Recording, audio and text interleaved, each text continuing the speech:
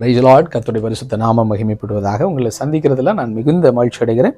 பாருங்க, மீகா 7வது அதிகாரத்துல 8வது வசனம் இப்படியாய் சொல்லப்பட்டிருக்கு. என் சத்துருவே, எனக்கு விரோதமாய் சந்தோஷப்படாதே. நான் விழுந்தாலும் எழுந்திருப்பேன். நான் இருளிலே உட்கார்ந்தால் கர்த்தர் எனக்கு வெளிச்சமாய் இருப்பார். Praise the Lord. பாருங்க, சாத்தானுடைய மிகப்பெரிய தந்திரம், ஆனா அவனுடைய மிகப்பெரிய ஏக்கம் என்னவா இருக்கிறது என்று சொல்லி மீகா தீர்க்கதரிசி தெளிவாய் இஸ்ரவேல் ஜனங்களுக்கும் இன்றைக்கு வாழ்கிற ஆவிக்குரிய இஸ்ரவேல் ஆகிய உங்களுக்கும் கர்த்தர் தெளிவாய் பேசியிருக்கிறார். என் சத்துருவே, எனக்கு விரோதமாய் சந்தோஷப்படாது. அப்ப சாத்தானுக்கு சந்தோஷம் உண்டாக வேண்டுமானால் நாம் என்ன செய்ய வேண்டுமா? நான் விழுந்து போக வேண்டும்.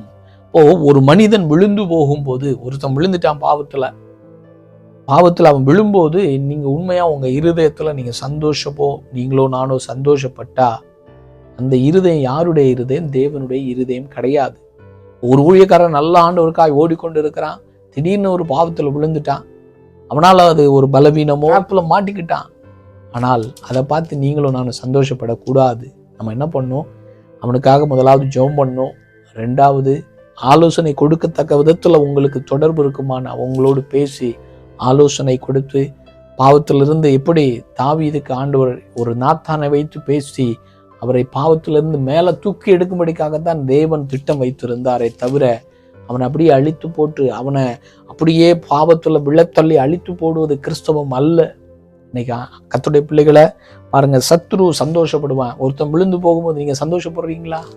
அப்படி என்று சொன்னா உங்க இருதயத்துல யார் இருக்கிறது? இயேசு இருக்கிறாரா?